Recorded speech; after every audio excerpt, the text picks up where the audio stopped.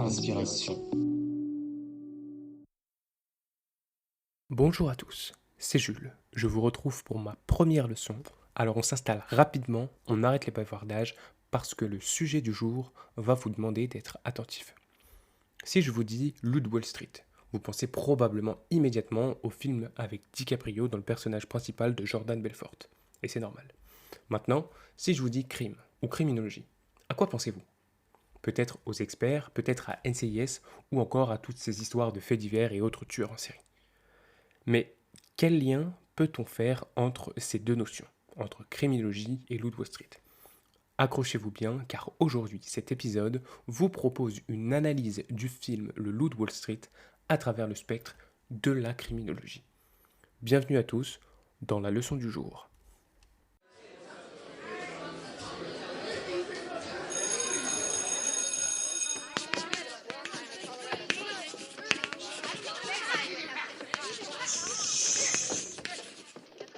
La leçon. Alors, le but de cet épisode, c'est de vous offrir une compréhension générique de ce qu'est la criminologie.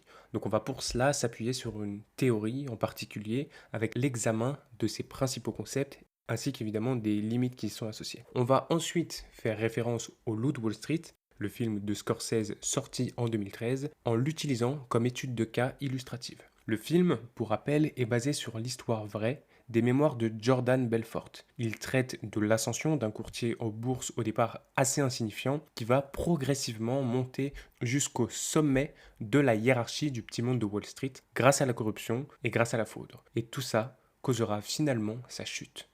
Alors, pour ne pas se perdre dans notre démonstration, on va aborder le sujet en plusieurs parties. Je vous ai fait un plan, quelque chose d'assez classique. Le grand 1, qu'est-ce que la criminologie? L'idée de ce grand 1, ça va être de se mettre d'accord sur la définition de la criminologie pour comprendre de quoi on parle. Le grand 2, ça va être l'utilisation des différentes théories, parce qu'il en existe plusieurs. On va en prendre quelques-unes qu'on va utiliser dans la suite pour notre analyse du Loup de Wall Street. Évidemment, la dernière partie, ce sera le Loup de Wall Street en tant que tel, analysé au regard des théories qu'on aura sélectionnées. Alors, pour accompagner ce travail, cette leçon que je vous propose aujourd'hui, on va bien entendu se baser sur les travaux d'un ensemble de chercheurs et j'essaierai de les citer au mieux à chaque fois. On va commencer tout de suite avec la première partie, de la criminologie. Qu'est-ce que la criminologie? La leçon. Évidemment, la première étape, avant de vous parler de théorie, avant de vous parler du Loup de Wall Street plus en profondeur, c'est de savoir de quoi on parle, c'est-à-dire de commencer par le commencement et définir ce que l'on entend par le terme de criminologie. Alors, très régulièrement, quand on parle de criminologie, les premières images qui vont nous venir en tête, c'est Leroy Jetro Gibbs, c'est NCIS, c'est les experts, le ruban jaune Crime Scene Do Not Cross, le sang, l'arme blanche, les empreintes digitales et évidemment les experts du labo qui résolvent l'affaire en moins de temps qu'il ne faut pour le dire. Alors, ces images-là, au-delà du biais et des autres raccourcis qu'elles vont comporter, elles nous parlent particulièrement, c'est vrai, parce qu'elles sont glamour, entre guillemets, parce qu'elles renvoient à un caractère qui est romancé de ce qu'est la criminologie. On est dans la fiction, dans la série télévisuelle, c'est punchy, c'est sympa, c'est marrant. Je ne dis pas que ces images-là ne pourraient pas, dans l'absolu, renvoyer une partie de la discipline que représente la criminologie, mais c'est pas aussi simple que ça. Et surtout, ici, il va être essentiel qu'on s'entende sur la définition de ce dont on parle. Pour cela, on va s'appuyer sur le travail notamment de Tim Newburn, qui est professeur à la London School of Economics, qui est spécialisé dans la criminologie. Il a écrit un livre qui s'appelle de façon très originale Criminology et qui est un petit peu la référence dans le monde anglo-saxon, qui est aussi celui de la recherche, pour cette thématique-là. On va donc beaucoup s'appuyer sur ce que propose Tim Newburn. Et pour rappel, le but ici, c'est pas de faire de vous des experts, des professionnels. Donc même s'il y aurait beaucoup plus à dire que ce que je vais proposer aujourd'hui, on va y venir. L'idée, c'est bien sûr de simplifier les approches. J'espère que vous avez tous vos stylos. C'est parti, le cours commence. La criminologie moderne, qui est celle qui va nous intéresser ici, globalement, elle existe depuis à peu près le milieu du XXe siècle. Elle va être la réunion de deux courants de pensée qui ont été identifiés par un chercheur qui s'appelle Garland. On a ce qu'on appelle le projet gouvernemental, à savoir l'étude de l'administration judiciaire, comment ça fonctionne, quel est le système qui entoure tout cela, donc les prisons, la police, mais également la question de comment on va mesurer le crime. La deuxième approche identifiée, c'est ce qu'on appelle le projet lombrosien. C'est nommé d'après un chercheur italien qui s'appelle Cesare Lombroso et dont le but est l'étude des différentes caractéristiques associées au crime, à savoir quels sont les groupes d'individus criminels et ceux des non-criminels, quelles sont les caractéristiques, les facteurs de ces deux groupes-là. L'objectif final étant bien sûr de développer une meilleure compréhension des causes qui vont amener au crime. Donc la criminologie moderne, celle que l'on connaît aujourd'hui, c'est un mix de ces deux approches avec un champ d'études assez vaste, comme vous l'avez compris, qui va de la compréhension des causes initiales qui mènent au crime jusqu'à la compréhension de comment celui-ci est traité par l'administration judiciaire. Vous le voyez venir, la criminologie, c'est un domaine qui est très vaste. Ça va chercher dans tout un tas de disciplines. On aura de la psychologie, évidemment de la sociologie, du droit et de la théorie légale, de la politique, mais aussi de l'histoire, de la géographie et tout un tas de choses et de disciplines, de concepts qui vont être connexes. On a donc beaucoup de sciences molles derrière tout ça. Alors si je fais un petit parallèle, travailler sur de la criminologie, c'est comme travailler manuellement du bois. Ce que je veux dire par là, c'est que la criminologie, c'est une matière qui est mouvante, qui est vivante, qui bouge, et sur laquelle on doit s'adapter. Cela étant dit, si je reprends les travaux d'un chercheur qui s'appelle Edwin Sutherland, on peut résumer ce que l'on a vu jusqu'à présent en identifiant les 3 axes de travail pour la criminologie. En résumé, la criminologie étudie le crime, étudie ceux qui commettent les crimes et étudie le système judiciaire criminel et le système pénal. Sachant cela, vous devriez a priori mieux comprendre mon préambule où j'évoquais la partie anglaise qu'on qualifie de forensic, c'est-à-dire toute la gestion de l'enquête qui est scientifique une fois que le crime a été commis et qui, en français, par abus de langage, porte parfois le nom de criminologie, mais dont le terme plus approprié serait criminalistique.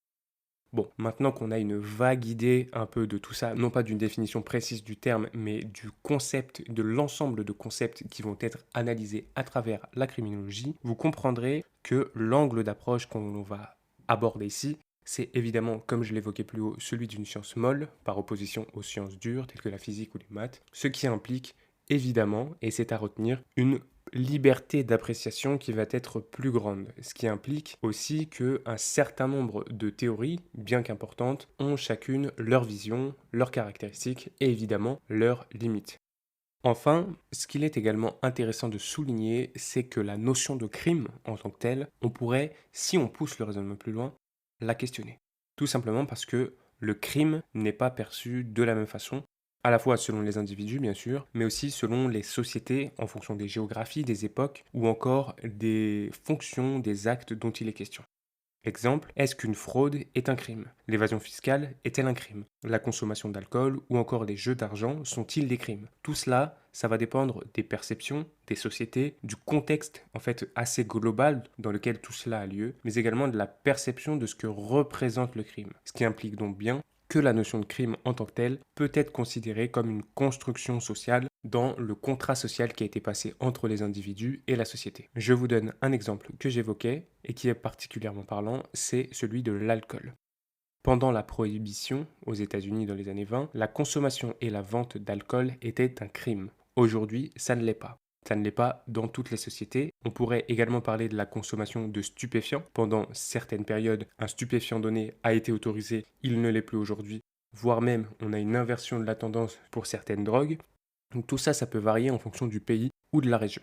Et pourquoi tout ça c'est intéressant? Tout simplement parce que, comme le souligne Tim Newburn, que je vous rappelle, je vais citer un certain nombre de fois, l'apparence que l'on donne à notre monde, à notre société comme étant assez ordonnée, on va finalement assez facilement le troubler par chacun des actes que les individus vont commettre, que cela soit malveillant ou non, mais qui, forcément, si on les considère comme des crimes, sous réserve que l'on s'entende sur la définition, vont perturber l'ordre social. Alors, ayant dit tout cela, on comprend beaucoup mieux la réalité que j'ai déjà évoquée à de multiples reprises plus haut, à savoir que on a une multitude de théories qui sont existantes, qui parfois se complètent et même d'autres fois s'opposent et disent tout simplement le contraire d'une autre théorie. Tout ça, ça pose également la question de l'absence d'une théorie uniformisée sur la criminologie et on va donc avoir plusieurs théories en criminologie qui se complètent, qui se répondent, qui s'opposent et qui sont en contradiction. Maintenant que vous avez mieux compris ce qu'était la criminologie, on va pouvoir passer à la partie suivante. On va se focaliser sur l'une des théories qui va nous être utile pour la suite et analyser le loup de Wall Street. La leçon.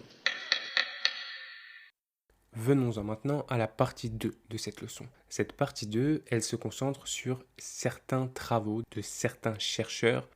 Les premiers travaux que l'on doit citer sont ceux de Durkheim, avec la notion d'anomie. Émile Durkheim, qui est né en 1858 et décédé en 1917, est un sociologue français. Il est considéré comme étant l'un des pères fondateurs de la sociologie moderne. Il a été formé à l'école normale supérieure de la rue d'Ulm, donc ça rigole pas, et a été professeur de philosophie puis de sociologie. Durkheim, il est lui-même issu d'un courant philosophique qui a été fondé par le philosophe français Auguste Comte. Ce courant de pensée, c'est le positivisme. Alors dis-moi Jules, mais qu'est-ce que le positivisme? Eh bien c'est une très bonne question. Et pour cela, je vais vous sortir la définition de Wikipédia. Le positivisme est un courant philosophique qui soumet de manière rigoureuse les connaissances acquises à l'épreuve des faits. Autrement dit, et en simplifiant légèrement, apprendre des trucs, c'est génial, les vérifier rigoureusement et factuellement, c'est beaucoup mieux. Durkheim, il a écrit sur de nombreux sujets, et un de ses ouvrages, qui s'appelle De la division du travail social, reste une référence en sociologie. Mais il a aussi écrit sur la vie religieuse, l'éducation ou encore le suicide. Après ces quelques éléments de contexte, on va se concentrer ici sur les éléments du travail de Durkheim qui vont nous intéresser. Parmi ces éléments, il y a la notion de dualisme. Roger Hopkins Burke, qui est un chercheur en criminologie, considère que Durkheim a introduit le dualisme comme étant une explication de nos actions. Toujours selon Burke, chaque individu voudrait a priori en partie travailler vers l'amélioration du consensus moral de la société et en partie chercher une satisfaction individualiste sans limite, violant la soi-disant conscience collective telle que l'a définie Tim Newbert. Et finalement, cette dualité, elle va révéler l'effondrement des normes observées qui vont accompagner un changement social rapide. Cet effondrement est connu sous le nom d'anomie, c'est-à-dire une situation où il n'y a plus de normes, il n'y a plus de valeurs, ni de réglementations directrices qui vont créer, façonner le comportement des différents individus qui évoluent dans la société en question. En quelques mots et métaphoriquement, le dualisme finalement c'est d'un côté le petit ange que vous avez sur l'épaule gauche qui vous dit qu'il faut participer au consensus moral de la société, et de l'autre côté le petit diable sur l'épaule droite qui vous dit que non, il n'y a que votre personne qui compte et qu'il faut vous satisfaire de façon individuelle, sans limite particulière, même si cela enfreint les règles de la conscience collective. Et donc ce dualisme poussé à l'extrême va apporter une absence de normes génériques qui, normalement, nous permettent de façonner des comportements pour évoluer en société. Maintenant qu'on a parlé des notions de dualisme et d'anomie, donc je rappelle l'absence de normes, ces deux notions, elles ont servi le travail d'un autre sociologue qui s'appelle Robert Merton, qui est né en 1920 et qui est décédé en 2003. Robert Merton, c'est un sociologue américain. Il a travaillé notamment sur la structure sociale et, selon Newbern, il a largement contribué à la sociologie d'une part et à la criminologie d'autre part. Robert Merton, vous le connaissez un petit peu. Pourquoi? Robert Merton, c'est un sociologue qui a introduit le concept des role models ou encore le concept des prophéties auto-réalisatrices. Autrement dit, c'est une situation où une personne va prédire une conséquence négative et qui, instinctivement, intérieurement, va modifier son comportement pour faire en sorte que la situation se concrétise telle qu'elle a imaginé. Donc vous le comprenez, finalement, Robert Merton, vous le connaissez déjà. Robert Merton, il est aussi important parce que dans la recherche, il est crédité pour avoir introduit l'idée des groupes de contrôle comme outil dans la recherche. Passons maintenant au travail fourni par Merton en termes de criminologie. Toujours selon Burke, Merton a rejeté les explications individualistes du crime et du comportement criminel. Mais il est allé plus loin que le seul concept d'anomie proposé par Durkheim, dont je vous ai parlé tout à l'heure. Selon Merton, toute société va identifier un certain nombre d'objectifs culturels qui vont être préférables. Cette théorie, développée par Merton, elle s'est développée dans l'Amérique des années 30. On avait donc le développement du fameux concept d'American Dream. Et donc l'objectif culturel était l'argent, le matériel, la réussite, partir de rien pour arriver au sommet. Merton identifie donc comme objectif culturel dans le cadre des États-Unis cet objectif que représentait l'American Dream. La théorie proposée par Merton, elle affirme que les aspirations humaines vont être socialement apprises. Autrement dit, ce n'est pas des choses que on désire en tant que telles, mais c'est des choses que la société nous propose et qu'on va apprendre socialement. Et lorsqu'il y a finalement un écart entre les objectifs culturels qui sont institués par la société et par les moyens institutionnalisés de les atteindre, il va y avoir l'apparition de l'anomie. Plus simplement, si je reprends mon exemple de l'American Dream, ce que veut nous dire Merton et ce que nous dit Merton avec sa théorie, c'est que la société nous propose des objectifs qui sont les objectifs maximum que l'on peut atteindre. En l'occurrence, c'est l'American Dream. Autrement dit, vous partez de rien, vous arrivez au sommet de la pyramide. Et que dès lors que la société ne propose pas des moyens légaux, donc institutionnalisés, légaux, qui mettent en place des possibilités d'atteindre ces objectifs, d'aller vers le haut de la pyramide dans le cas de l'American Dream, alors il va y avoir un écart qui va se creuser entre ce que l'individu attend et les objectifs qui sont atteignables parce que les moyens n'existent pas. Et c'est là que l'absence de normes, la fameuse anomie, apparaît. Finalement, c'est assez logique. Imaginez, vous êtes un individu, il y a un objectif qui est imposé par la société. En l'occurrence, dans mon exemple, l'American Dream. Vous n'y arrivez pas. Vous n'arrivez pas à gravir les échelons alors que la société, entre guillemets, vous le promet et vous dit que tout est possible et que les moyens existent. Mais vous n'y arrivez pas. Bon, à partir de là, il va y avoir le développement d'une absence de normes. Parce que vous vous dites que si vous êtes face à des désirs, à des besoins qui sont frustrés, et que vous n'avez pas les moyens pour atteindre les objectifs qu'on vous propose et qui sont martelés jour après jour, finalement, vous êtes entre guillemets poussé vers le crime pour faire face et ça vous contraint à la déviance pour pouvoir essayer d'atteindre ces objectifs que vous avez internalisés. Je vous l'ai dit déjà un petit peu techniquement, mais je vais le redire de façon un peu plus directe. Ça va se traduire ainsi. La société, elle choisit et met en place des objectifs culturels de réussite. C'était particulièrement marqué avec l'American Dream, avec l'argent à tout prix, on monte tous les échelons, on est en haut de la pyramide. Par contre, la société, elle est en décalage, parce qu'elle ne met pas, ou plutôt elle ne met pas suffisamment de moyens institutionnels légaux en place pour que les gens puissent aller vers ces objectifs-là. Alors, pour les individus, ça va créer une sorte de dichotomie entre soit je réussis et tout va bien, soit j'échoue et je suis une merde. C'est caricatural évidemment, mais l'idée est là. Donc, pour solutionner votre problème, ce problème-là et résoudre cette dichotomie-là, une part de ces individus va utiliser des moyens qui sont en fait détournés pour atteindre ces objectifs. Et cela crée de la déviance et ça crée du crime.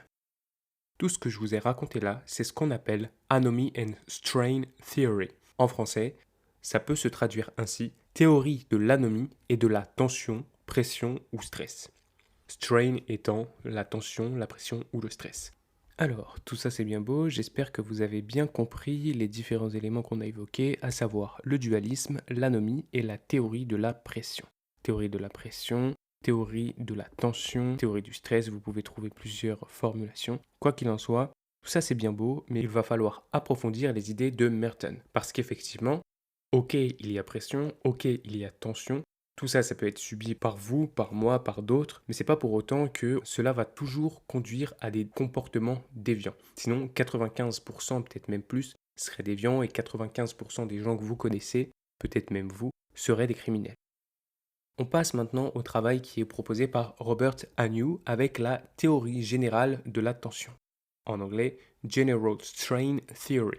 Robert Agnew, il est né en 1953 et son idée, ça a été de dépasser ce paradigme proposé par Merton qui affirme que les individus qui vont connaître des tensions vont de toute façon devenir déviants.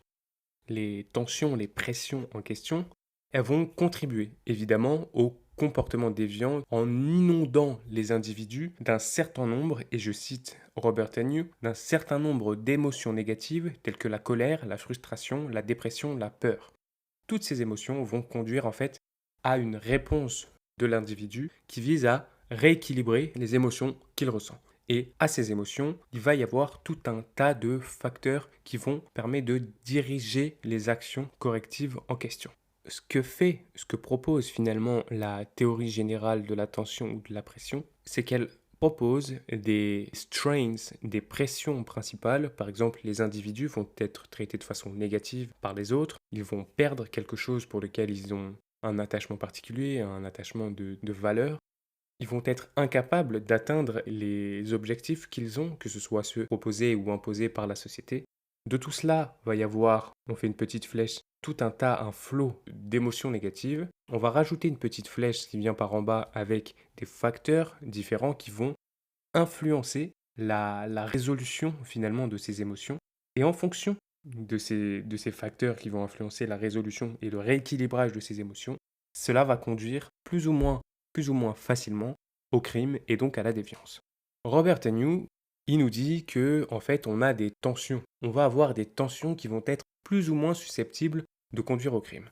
Je vous en cite quelques-unes. On va voir par exemple le rejet parental. On pourrait également citer la maltraitance ou la négligence envers les enfants. Autre chose, il va y avoir un ensemble de relations négatives que vous auriez avec vos pairs, avec vos proches. On pourrait également citer le chômage, les problèmes conjugaux ou le fait d'être sans abri. Tout ça, selon Agnew, c'est des tensions qui sont mises sur l'individu qui vont potentiellement le conduire au crime.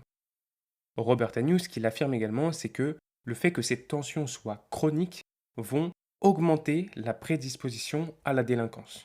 Je résume. On va avoir un certain nombre de pressions qui vont exister, qui vont être mises sur l'individu. Par exemple, celles que j'ai citées, le fait de trop chômage, les problèmes conjugaux, ce genre de choses. Ces tensions, elles vont être chroniques. Effectivement, quand on est sans-abri ou qu'on est au chômage par exemple, ou qu'on a des relations négatives avec un rejet parental typiquement, c'est pas des choses qui arrivent ponctuellement une fois et on passe à autre chose. Donc il y a des tensions qui sont chroniques, qui sont répétées. Tout cela, ça va engendrer tout un tas d'émotions négatives. On va être dans un état négatif émotionnel complet. On rajoute à tout ça tout un nombre de facteurs, par exemple la difficulté de réagir avec des moyens institutionnalisés, le fait de ne pas être capable de réagir à la contrainte, de supporter cette contrainte, également le fait de ne pas avoir la capacité de se contrôler socialement, le fait d'être dans un environnement qui va favoriser l'apprentissage du crime. Typiquement, quand vous êtes sans abri, vous avez effectivement probablement plus la tentation de voler pour vous nourrir. Tout ça, ça nous entraîne vers une prédisposition vers le crime. Et donc, on a une généralisation de la théorie qui était la théorie de Merton au départ, à savoir que la société introduit des objectifs, que les individus ne peuvent pas répondre ou ne peuvent pas atteindre ces objectifs. Robert Agnew ajoute à tout ça un certain nombre de pressions supplémentaires, celles que je vous ai citées par exemple, qui emmènent les individus dans un état négatif généralisé, et tout cela va amener vers le crime et va amener vers ce qu'ils appellent la déviance. Bon, tout ça, ça fait un certain nombre d'informations. Je vois que l'on commence à en perdre certains au fond de la classe qui n'arrêtent pas de discuter. Donc, on va faire un récap de ce que je raconte depuis le début de cette partie. On a un concept qui est le dualisme. C'est le petit ange et le petit diable que vous avez sur chacune de vos épaules. De tout cela, il va y avoir la notion d'anomie, à savoir l'absence de normes. Ensuite, on a une théorie qui est la théorie de la contrainte. La théorie de la pression, c'est Merton. Merton qui nous dit que la société nous impose des objectifs et que dès lors que l'on ne peut pas les atteindre, on va imaginer des combines, illégales évidemment, pour pouvoir les atteindre. Robert Agnew, il ajoute quelque chose. Il dit c'est pas aussi simple. Au-delà d'avoir des objectifs qui sont imposés par la société, les individus qui vont mettre en place les petites magouilles, ils ont souvent des pressions supplémentaires. J'ai évoqué le sans-abrisme, j'ai évoqué le fait d'avoir des relations conflictuelles, d'être au chômage, d'avoir des problèmes conjugaux, ce genre de choses. Et tout ça sont des situations qui, généralement, sont chroniques, qui vont mener dans un état global négatif, émotionnellement parlant. Et afin de rééquilibrer tout ça, et permettre peut-être d'atteindre les objectifs dont on parlait tout à l'heure, alors je mets en place mes magouilles. Et donc Robert Agnew y généralise l'approche qui était proposée par Merton au départ. Tout cela, c'est intéressant. Mais je l'évoquais lors de la partie 1, la criminologie est une science molle. Donc il y a toute une partie qui est soumise à interprétation, appréciation, et évidemment, toutes les théories ont leurs limites. Ici, la théorie de l'anomie et de la contrainte, qui sont les théories de Merton et de Robert Agnew qui les généralisent, elle soulève des questions. Tout d'abord, les objectifs culturels. Les objectifs culturels, j'ai donné évidemment l'exemple de l'American Dream, puisque c'est le contexte historique et social dans lequel s'est développée cette théorie de Merton.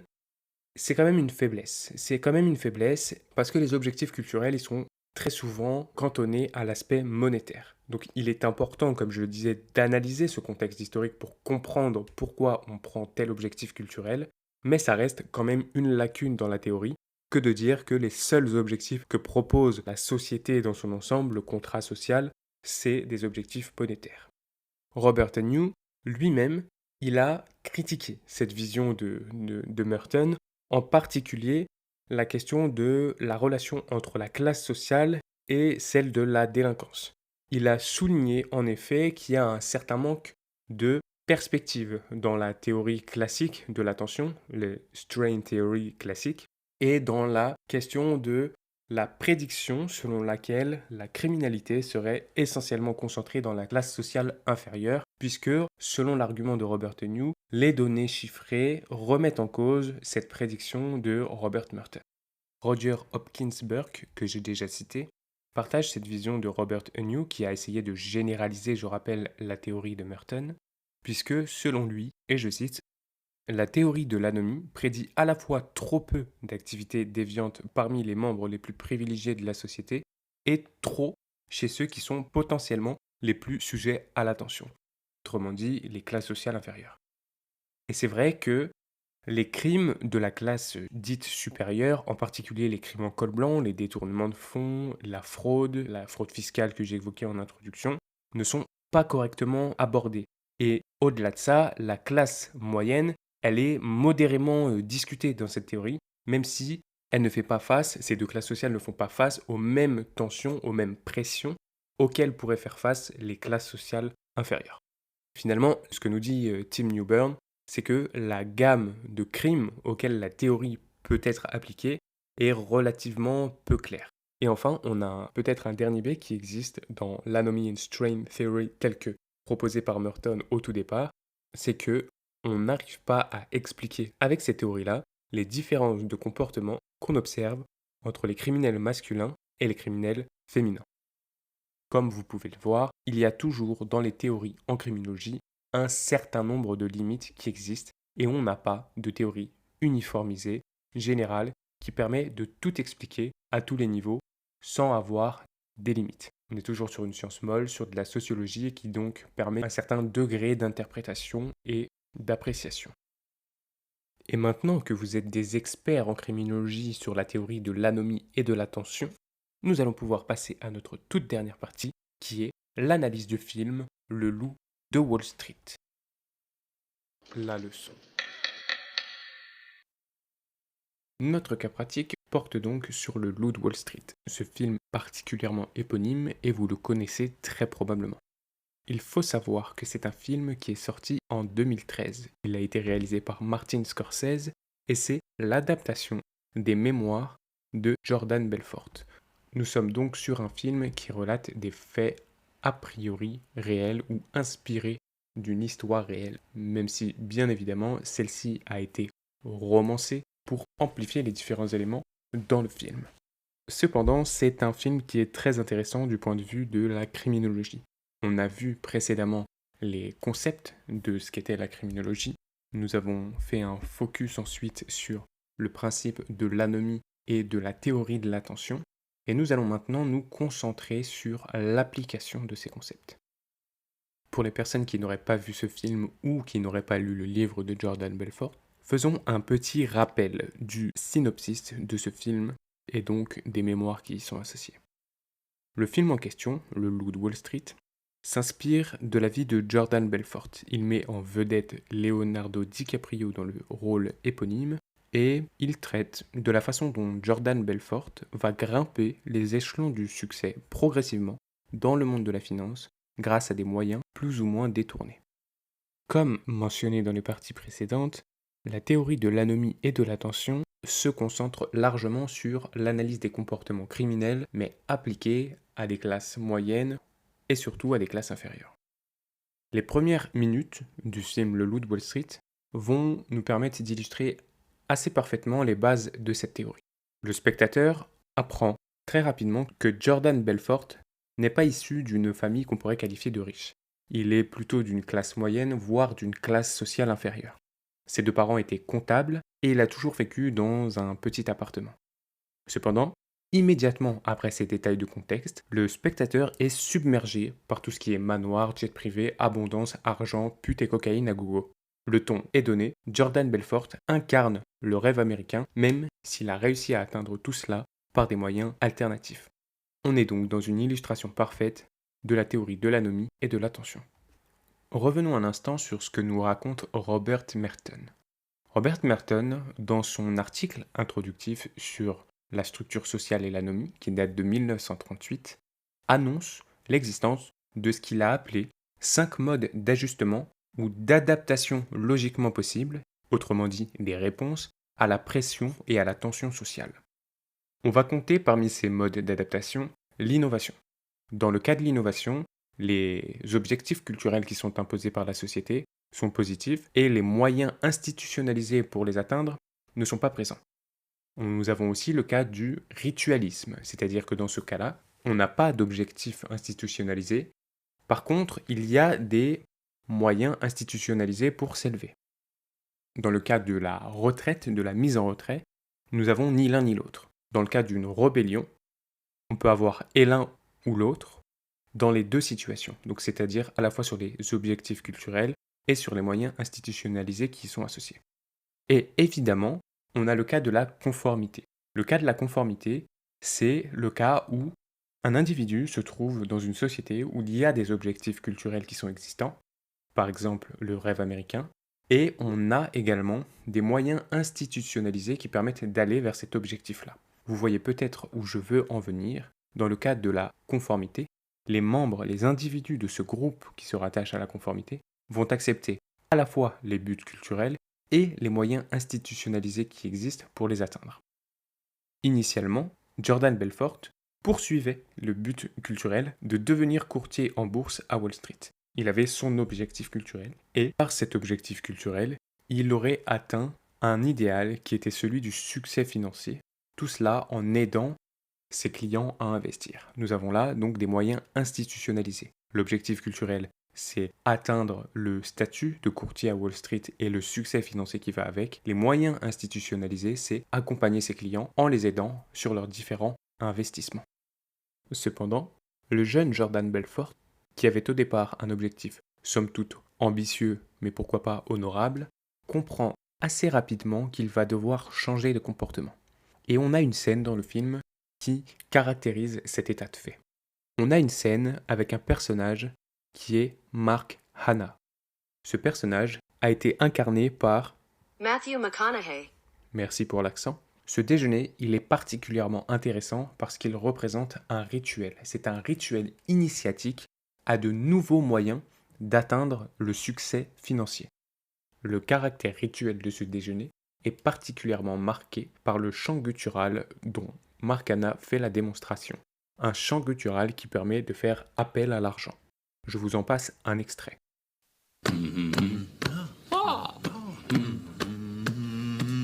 Keep it up for me. CEO, how the money comes in, the parade comes to town, going down Broadway. It's a one-way street, whichever way I go. Et pour l'anecdote, cet aspect rituel, presque tribal du chant guttural auquel a été initié Jordan Belfort par Mark Hanna se retrouvera plus tard dans le film lorsque Jordan Belfort, acculé par les premières révélations qui arrivent et le FBI et ses trousses, refuse finalement de quitter sa société Stratton Oakmont alors qu'il entamait un discours pour annoncer son départ. On aperçoit l'ensemble de ses employés qui entonnent avec lui le chant qu'il a initié et on se retrouve face à une foule galvanisée qui incarne parfaitement l'aspect quasi chamanique que représente ce chant.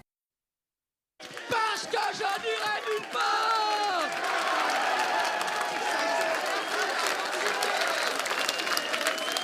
Je les emmerde.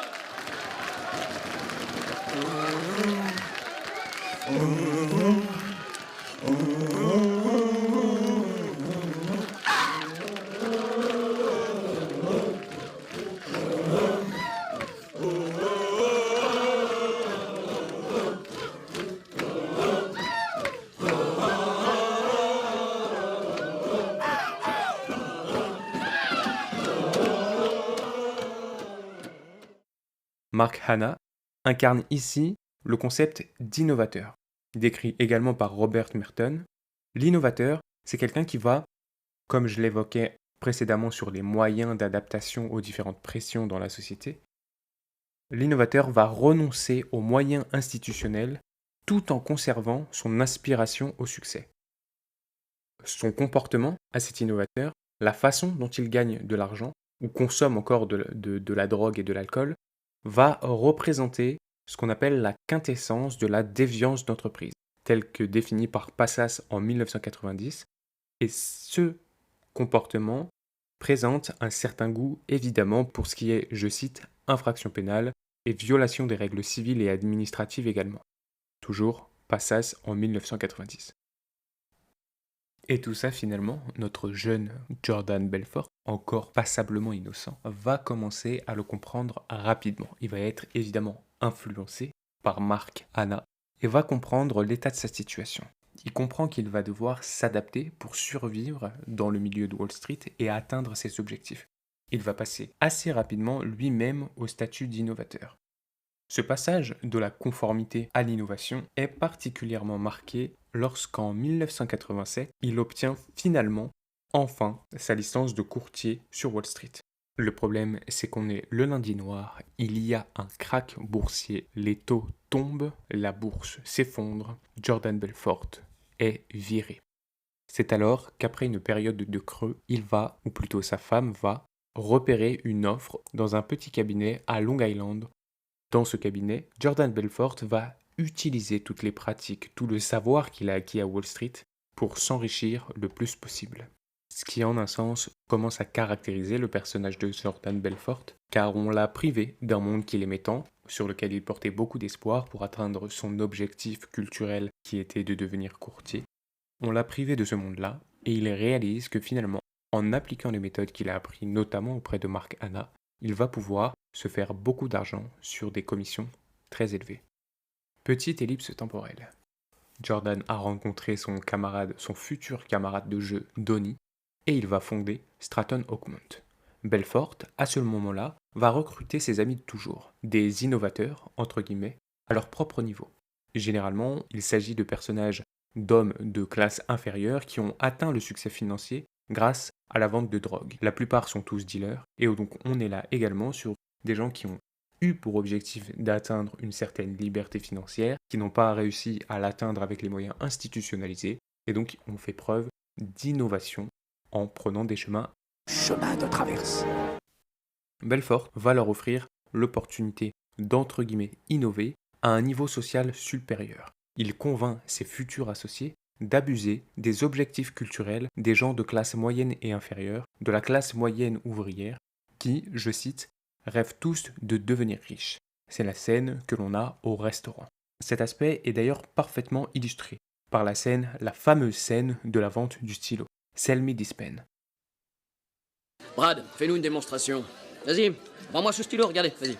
Tu veux que je te vende cette merde? Il est super bon, regardez. Ce stylo-là. Il vendrait n'importe quoi. Fais-moi plaisir. Écris-moi ton nom sur cette putain de serviette. J'ai pas de stylo. Exact. L'offre et la demande, mon pote. Vous voyez, ils créent l'urgence et le besoin. Faut leur donner l'envie d'acheter des actions, les convaincre qu'ils en ont besoin, vous comprenez? C'est ça le truc. On voit ici comment on doit révéler chez ces classes inférieures le besoin en créant une demande qui est finalement déjà préexistante. Jordan nous dit d'ailleurs « Filez-moi des jeunes loups affamés et stupides et en un rien de temps, je les rendrai riches. » Avançons maintenant dans notre analyse. En 2008, nous avons deux chercheurs, Murphy et Robinson, qui, cherchant à clarifier la théorie de l'anomie et de l'attention de Merton, vont proposer un nouveau concept, le concept de maximisation, comme étant un mode d'adaptation supplémentaire qui va faire référence à l'utilisation simultanée de moyens légitimes ou institutionnalisés et de moyens illégitimes dans la poursuite du soi-disant rêve américain. Il s'agit d'une citation. Selon cette définition, qui nous est donc donnée par Murphy et Robinson, Belfort serait un maximiseur. En effet, on a une scène qui, pour le coup, est absolument iconique. C'est la scène de l'IPO. Autrement dit, la scène de l'entrée en bourse d'une société, qui est la société de Steve Madden. Belfort va ici utiliser un moyen complètement légitime, l'entrée en bourse d'une société, pour gagner de l'argent, mais il va mélanger ce principe légal avec l'illégalité. Il est en effet lui-même propriétaire de près d'1 million d'actions sur ce marché.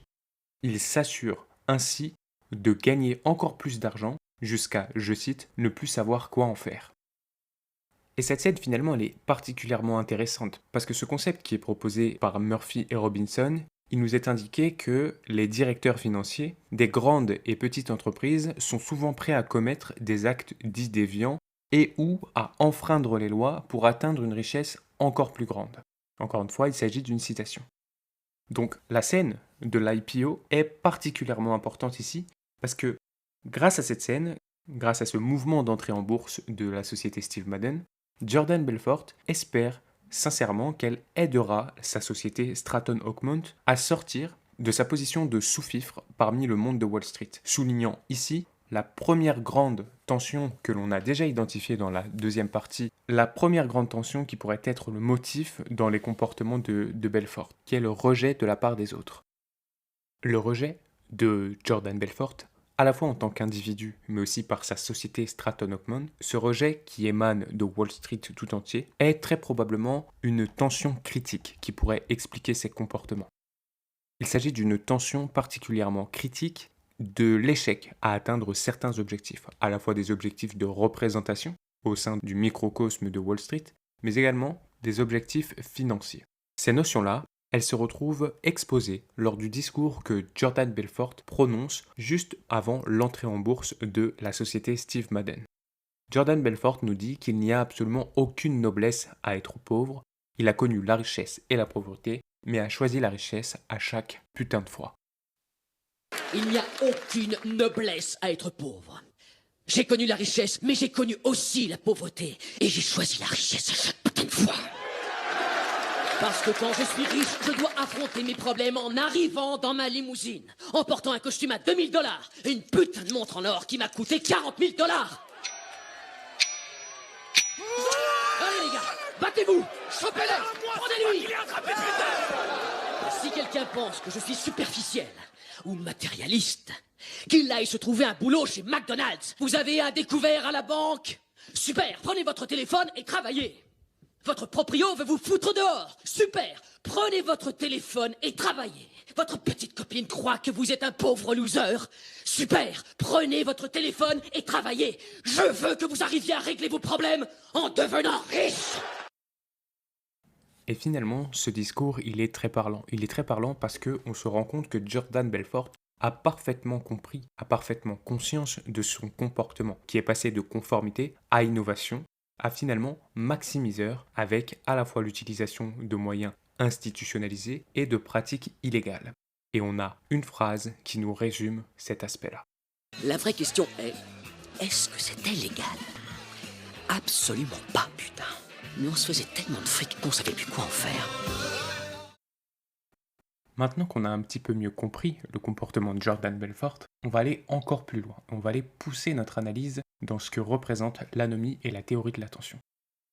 Le film, Le Loup de Wall Street, va représenter l'incarnation des tensions culturelles, des tensions de ces pressions culturelles, des objectifs culturels qui existent, et de l'American Dream par excellence. On a en effet des derniers éléments d'analyse qui vont avaliser et confirmer la représentation, non seulement de Jordan Belfort comme exemple parfait pour la théorie de la tension et de l'anomie, mais aussi de tout ce qu'il a créé autour de lui dans un contexte de l'American Dream, qui est celui introduit par Robert Merton, dont on a parlé en deuxième partie. Un certain nombre de péripéties dans le film vont illustrer tout cela.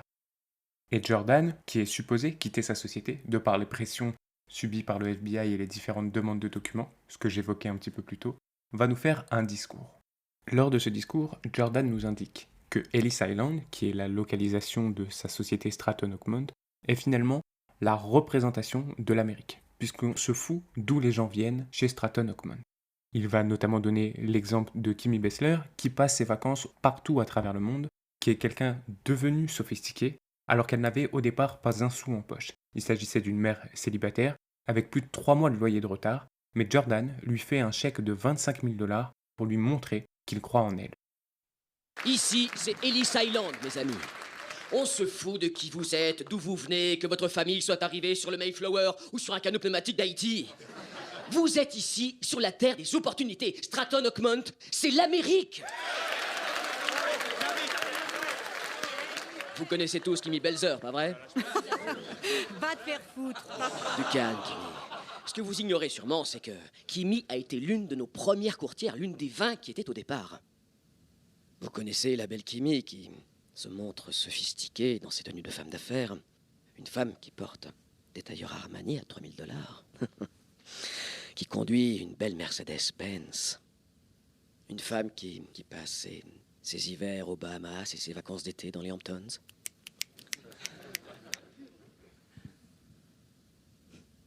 Très différente de celle d'autrefois.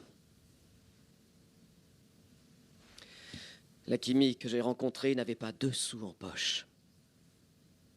C'était une mère célibataire avec un enfant de 8 ans qu'il fallait élever seule. Elle avait 3 mois de loyer de retard. Vous voyez le genre.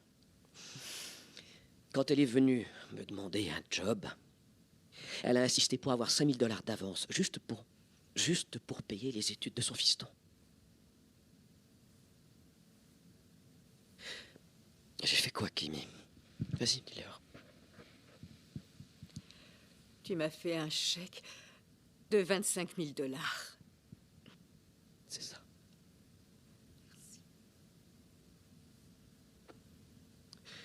Tu sais pourquoi j'ai fait ça? Parce que j'avais confiance en toi. Parce que j'ai cru en toi, Kimi. Comme je crois en chacun d'entre vous qui êtes ici aujourd'hui. Stratton Oakmont est donc la représentation de l'Amérique, du moins d'une certaine image de l'Amérique. On a également une citation de Jordan Belfort qui est la suivante. « Ne soyez pas satisfait de ce que l'on vous donne, mais allez le chercher car vous le méritez », qui illustre à la fois l'insatisfaction des objectifs culturels qui sont imposés par la société, mais également un encouragement général, parce qu'il encourage à aller chercher plus, et cela par des moyens détournés, qui sont ceux qui ont été introduits dans la société Stratton Oakmont par Jordan Belfort lui-même. Et finalement, Jordan Belfort décidera de ne pas quitter la société, estimant que le spectacle doit continuer. Nous avons donc ici une représentation de l'Amérique. Je vous rappelle, Stratton Oakmont, c'est l'Amérique.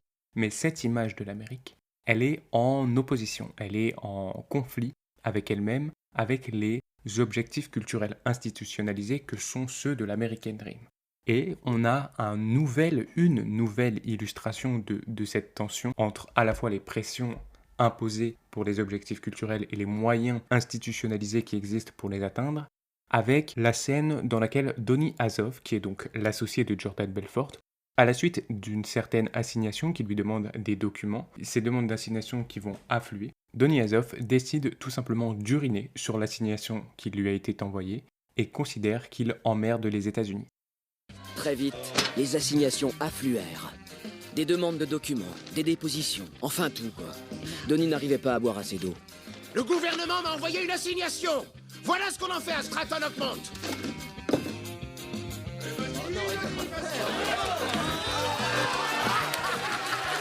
J'emmerde les États-Unis. Je vous emmerde tous. On vous emmerde, on vous emmerde, on vous emmerde, on vous emmerde, on vous emmerde, on vous emmerde, on vous emmerde, on vous emmerde. Vous comprenez maintenant aisément la dichotomie qui existe entre une société Stratton Oakmont qui considère incarner une certaine idée de l'Amérique, une certaine idée de l'American Dream, où on ne considère pas l'horizon d'où vous venez, que vous venez du fin fond des États-Unis ou que vous veniez d'un canot pneumatique depuis Haïti pour atteindre un certain niveau de réussite aux États-Unis.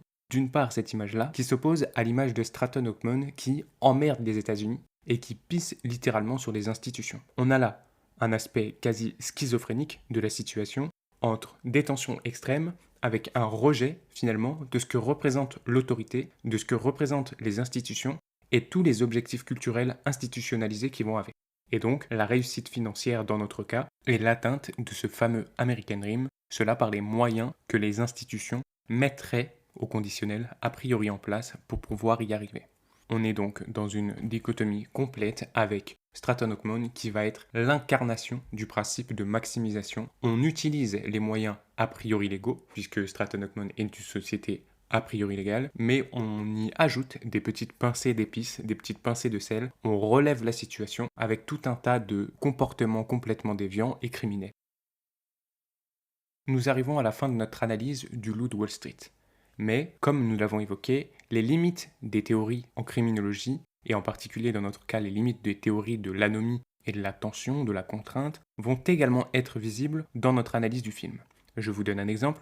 Bien que nous sachions que Jordan Belfort et ses amis viennent d'une classe sociale a priori inférieure, rien n'est dit à propos des différents collègues qui ont le même comportement déviant. Tous les employés de Jordan ont le même comportement, qui est incarné par Jordan évidemment, mais on ne sait pas s'ils interviennent à partir d'un statut social plus élevé. Nous avons également l'exemple du banquier suisse Jean-Jacques Sorel, qui est incarné par Jean Dujardin, qui lui, a priori, on pourrait émettre l'hypothèse qu'il appartient à une classe sociale supérieure et plus élevée. Pourtant, il encourage et il aide Jordan dans sa démarche criminelle de fraude. Par ailleurs, on a le fameux exemple de la tante Emma, qui illustre en elle-même deux limites de l'anomie et de la théorie de la contrainte, théorie de l'attention. Elle est une femme, première chose, et elle vient d'une classe sociale qui est élevée. Pour le coup, on le sait. Pourtant, elle se livre toujours à des comportements déviants. Et j'utilise bien le mot « toujours » puisqu'on apprend qu'elle a vécu les 60s et qu'elle a, pendant ces années-là, fait l'usage de drogue, qu'elle possède également un compte offshore en Suisse, et j'en passe. Vous voyez, cette théorie de criminologie qu'est l'anomie et la théorie de l'attention nous permet d'expliquer un certain nombre de choses à travers le film Le Loup de Wall Street, mais possède toujours des lacunes, possède toujours des limites, et nous sommes encore une fois dans le cas d'une science molle, et donc on a un certain degré d'interprétation et d'appréciation dans notre analyse. La leçon. Et nous en arrivons maintenant à la conclusion finale de cet épisode, la conclusion de cette leçon. Cette leçon s'est décomposée en 3 parties, je vous le rappelle. Dans la première partie, on a essayé de faire un effort pour comprendre ce que représentait la criminologie. On a essayé de débroussailler un petit peu tous les mystères qui entouraient cette terminologie et de comprendre finalement ce que représentait la discipline de la criminologie. Une fois qu'on avait ça, on a proposé un aperçu de certaines théories, puisqu'il y en a un nombre assez impressionnant. Si ça vous intéresse, je vous invite à aller explorer le domaine. Nous nous sommes focalisés sur la théorie de l'anomie et de la tension, théorie de la tension ou de la contrainte. Ce sont des théories qui sont très influentes et qui sont encore discutées aujourd'hui, en abordant de nombreux facteurs, à la fois les facteurs économiques, les facteurs sociaux ou culturels. On a essayé ici de mettre en perspective ce qui va finalement conduire les comportements déviants et les comportements criminels. Enfin, je vous ai proposé une analyse du film Le Loup de Wall Street. Et à travers ce film, à travers cette étude de cas pratique, nous avons pu voir l'importance de la contribution des théories que j'ai précédemment citées. Par contre, évidemment, certaines limites sont encore rencontrées aujourd'hui, et cela s'est ressenti lors de l'analyse du film que je vous ai proposé. Cependant, les théories de l'anomie et de la contrainte apportent un certain nombre de points valides au débat criminologique, et les chercheurs, il faut savoir, travaillent encore dessus aujourd'hui, à la fois pour les faire évoluer, mais également pour corriger leurs défauts. Nous sommes donc bien sur une matière qui est vivante, mouvante, comme je l'évoquais en introduction. Au-delà de tous ces aspects, j'espère que vous avez apprécié l'analyse que je vous ai proposée, que vous avez compris les concepts que l'on a évoqués, et que tout cela vous permettra d'une part de voir le film Le Loup de Wall Street sous un nouveau jour, voire même d'aller jusqu'à repérer, commencer par vous-même à repérer les premiers éléments, certains concepts des théories que j'ai évoquées avec vous. Évidemment, je suis extrêmement preneur de vos retours sur cet épisode en particulier.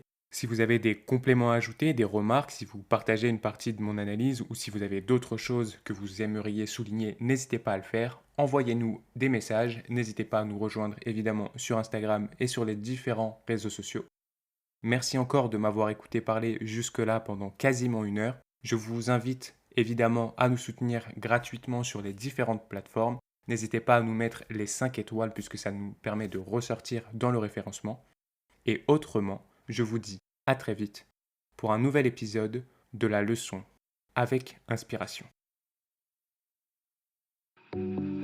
Inspiration.